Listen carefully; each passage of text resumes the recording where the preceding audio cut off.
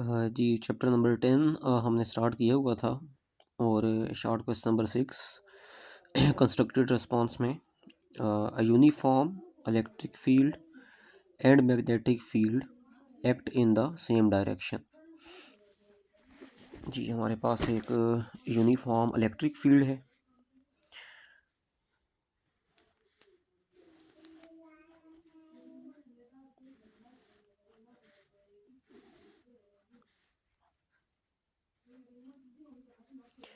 हाँ जी, uniform electric field कौन सी electric field होती है? ऐसी इलेक्ट्रिक फील्ड जिस इलेक्ट्रिक फील्ड लाइंस के दरमियान हमारे पास जो डिस्टेंस है वो सेम रहे। जैसे यहाँ पे चेक करें, दो इलेक्ट्रिक फील्ड लाइंस के दरमियान हमारा डिस्टेंस एक जैसा है, तो इस इलेक्ट्रिक फील्ड को हम कहेंगे यूनिफॉर्म इलेक्ट्रिक फील्ड। और इसी डायरेक्शन में हमारे पास यूनिफॉर्म मैग्नेटिक फील्ड भी है। तो फ़र्ज़ करने के ये हमारे पास जो लाइंस हैं ये है यूनिफॉर्म मैग्नेटिक फील्ड, ठीक है, दोनों सेम डायरेक्शन में है। कहते हैं अ प्रोटॉन इज़ प्रोजेक्टेड एक चार्ज पार्टिकल है प्रोटॉन, उसको फेंका गया इनटू अ स्पेस, इस स्पेस के अंदर, इस जगह के अंदर, विद अ यूनिफॉर्म वेलोसिटी के साथ in opposite direction, opposite direction में। तो फ़र्ज़ करें कि ये हमारे पास एक प्रोटॉन है, प्रोटॉन पर चार्ज होता है पॉजिटिव, इस चार्ज को हम क्यू कह देते हैं। इस चार्ज को आपने फेंका विद यूनिफॉर्म वेलोसिटी v इन दोनों फील्ड्स के बिल्कुल अपोजिट। तो फील्ड्स इस डायरेक्शन में है और प्रोटॉन को आपने इसके बिल्कुल अपोजिट डायरेक्शन में प्रोजेक्ट किया। कहते हैं what will happen to the proton, भाई प्रोटॉन के साथ क्या होगा, ठीक है, what will happen to the proton. तो सबसे पहले हम देखते हैं कि इलेक्ट्रिक फील्ड की वजह से प्रोटॉन के साथ क्या होगा, फिर देखेंगे मैग्नेटिक फील्ड की वजह से हमारे प्रोटॉन के साथ क्या होगा। हाँ जी, इलेक्ट्रिक फील्ड की वजह से हमारे प्रोटॉन पर एक्ट करेगी इलेक्ट्रिक फोर्स, और मैग्नेटिक फील्ड की वजह से हमारे प्रोटॉन पर एक्ट करेगी मैग्नेटिक फोर्स। इलेक्ट्रिक फोर्स कितनी एक्ट करेगी उसके लिए हम इक्वेशन लिखेंगे। इलेक्ट्रिक फील्ड की डेफिनेशन, इलेक्ट्रिक फील्ड क्या होती है? Electric force per unit charge is called electric field. तो यहाँ से अगर मैं इलेक्ट्रिक फोर्स को सेपरेट करूँ तो चार्ज इधर डिवाइड हो रहा है, दूसरी तरफ जाकर मल्टीप्लाई होगा, तो ये इक्वेशन बन जाएगी मेरे पास ई क्यू। मतलब जब भी हमारे पास कोई चार्ज होगा इलेक्ट्रिक फील्ड के अंदर होगा तो इलेक्ट्रिक फील्ड उस चार्ज पर इलेक्ट्रिक फोर्स अप्लाई करेगी। अब देखें हमारा चार्ज क्योंकि पॉजिटिव है, तो पॉजिटिव होने की वजह से मैं अपने चार्ज को यहाँ पर प्लस के उसे शो करवा दूंगा। अब ये जो प्लस का सिंबल है ये आ जाएगा बाहर, तो ये बन जाएगा हमारे पास ई क्यू। अब ये इक्वेशन क्या बता रही है कि जो डायरेक्शन इलेक्ट्रिक फील्ड की होगी उसी डायरेक्शन में एक्ट करेगी इलेक्ट्रिक फोर्स। तो आप चेक करें, तो ये डायरेक्शन हमारे पास इलेक्ट्रिक फील्ड की है, तो इसी डायरेक्शन में हमारे इस प्रोटॉन पर इलेक्ट्रिक फोर्स एक्ट करेगी, ठीक है। जिस डायरेक्शन में इलेक्ट्रिक फील्ड उसी डायरेक्शन में इलेक्ट्रिक फोर्स पॉजिटिव चार्ज के लिए। और अगर यही चार्ज नेगेटिव होता तो मैं यहाँ पे माइनस की अलामत लगाता, तो माइनस बाहर आ जाता, फिर सिचुएशन बनती कि जो डायरेक्शन इलेक्ट्रिक फील्ड की होती उसके बिल्कुल अपोजिट डायरेक्शन होती इलेक्ट्रिक फोर्स की। तो बहरहाल अभी क्योंकि चार्ज पॉजिटिव है तो जो डायरेक्शन इलेक्ट्रिक फील्ड की होगी वही डायरेक्शन इलेक्ट्रिक फोर्स की होगी। तो ये इलेक्ट्रिक फोर्स एक्ट करेगी हमारे प्रोटॉन के ऊपर इस इलेक्ट्रिक फील्ड की वजह से। अच्छा, मैग्नेटिक फोर्स कितनी होगी तो उसके लिए हमने फार्मूला पढ़ा था, फार्मूला था मेरे पास q into v cross B, force on a moving charge in magnetic field.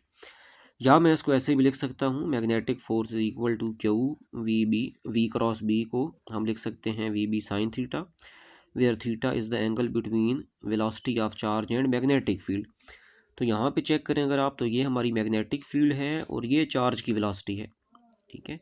तो मैग्नेटिक फील्ड और चार्ज की वेलोसिटी बिल्कुल एक दूसरे के अपोजिट हैं, एंटी पैरेलल हैं। तो वेलोसिटी और मैग्नेटिक फील्ड अपोजिट होने की वजह से वेलोसिटी और मैग्नेटिक फील्ड में एंगल हो जाएगा 180 डिग्री। तो मेरे पास जो मैग्नेटिक फोर्स है आप थीटा की जगह पर लगा देंगे 180 डिग्री। साइन 180 डिग्री पर वैल्यू होती है ज़ीरो, तो फिर मेरे पास मैग्नेटिक फ़ोर्स क्या हो जाएगी, ज़ीरो।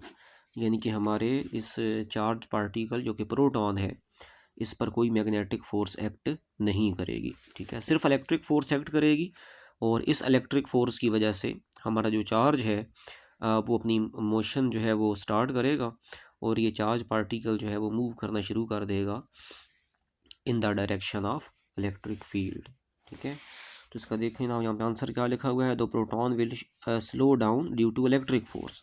प्रोटॉन स्लो डाउन हो जाएगा क्योंकि प्रोटॉन को आपने फेंका था इस डायरेक्शन में, इलेक्ट्रिक फोर्स लग रही है इस डायरेक्शन में, तो ऑब्वियसली इस इलेक्ट्रिक फोर्स की वजह से, क्योंकि इलेक्ट्रिक फोर्स मोशन के बिल्कुल अपोजिट है, तो प्रोटॉन जो है वो स्लो डाउन हो जाएगा, और ये इलेक्ट्रिक फोर्स हमारे चार्ज पर एक्ट करेगी।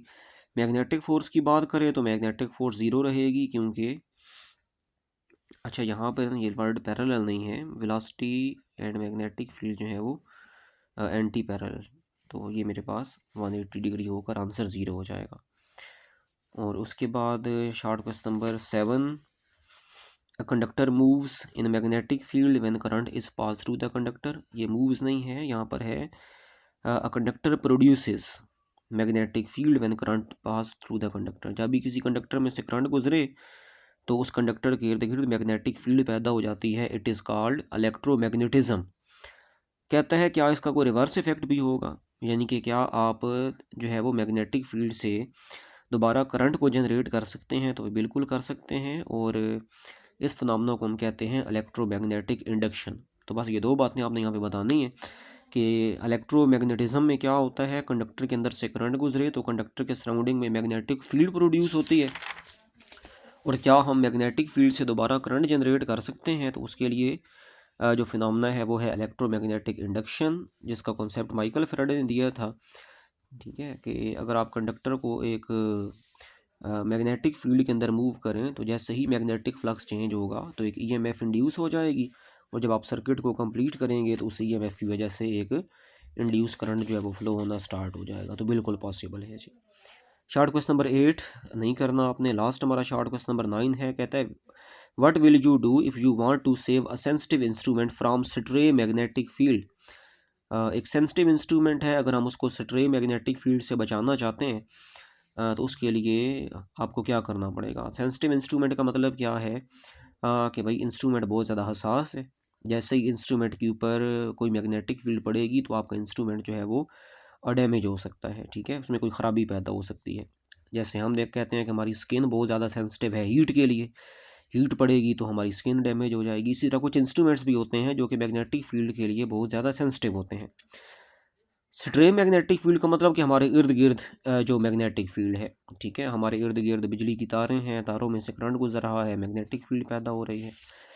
ट्रांसफार्मर के अंदर से कुछ मैग्नेटिक फ्लक्स लीक हो जाता है, उस लीकेज की वजह से हमारे इर्द गिर्द मैग्नेटिक फील्ड मौजूद है, ठीक है। इवन कि हमारी अर्थ के अंदर जो मैग्मा है, जो लावा है, उसके अंदर भी ऑब्वियसली चार्जेस हैं, आयंस हैं, तो वो मैग्मा जब नीचे फ्लो कर रहा है तो चार्जेस मोशन में है, और जब भी चार्जेस मोशन में होंगे तो मैग्नेटिक फील्ड पैदा होगी। तो ये जो सारी हमारे पास इर्द गिर्द मैग्नेटिक फील्ड है, इसको हम स्ट्रे मैग्नेटिक फील्ड कहते हैं। तो स्ट्रे मैग्नेटिक फील्ड से अपने सेंसिटिव इंस्ट्रूमेंट को अगर हम प्रोटेक्ट करना चाहते हैं तो हमें क्या करना पड़ेगा।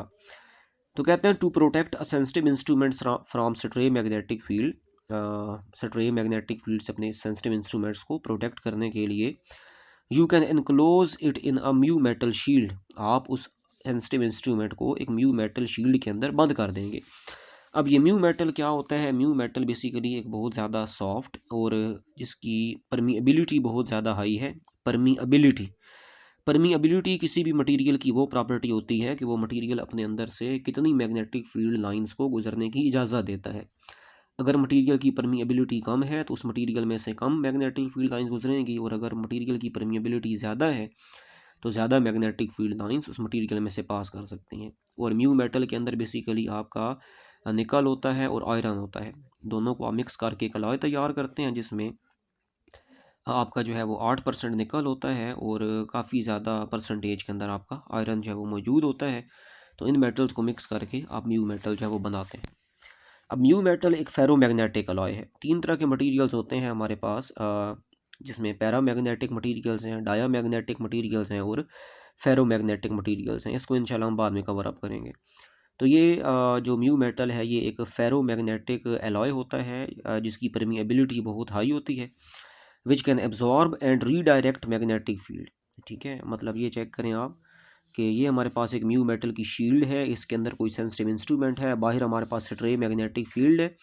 तो जैसे ही स्ट्रे मैग्नेटिक फील्ड जो है वो इस म्यू मेटल की शील्ड के ऊपर पड़ेगी तो ये म्यू मेटल की शील्ड क्या करेगी, कुछ ना कुछ स्ट्रे मैग्नेटिक फील्ड को एब्जॉर्ब कर देगी और कुछ को रीडायरेक्ट यानी कि रुख मोड़ देना। मैग्नेटिक फील्ड लाइंस आएंगी, रुख मोड़ कर जो है वो वापस भेज देंगी ये म्यू मेटल की शील्ड। तो इससे क्या होगा कि आपका अंदर जो इंस्ट्रूमेंट है वो आपका बहुत ज़्यादा सेफ रहेगा ये जो स्ट्रे मैग्नेटिक फील्ड है इससे। जी, तो यहाँ तक आपके जो है वो शॉर्ट क्वेश्चन हो चुके हैं कंप्लीट। कल से इंशाल्लाह हम लोग रिवीजन के ऊपर आएंगे और लॉन्ग क्वेश्चंस की रिवीजन जो है वो हम लोग स्टार्ट करेंगे।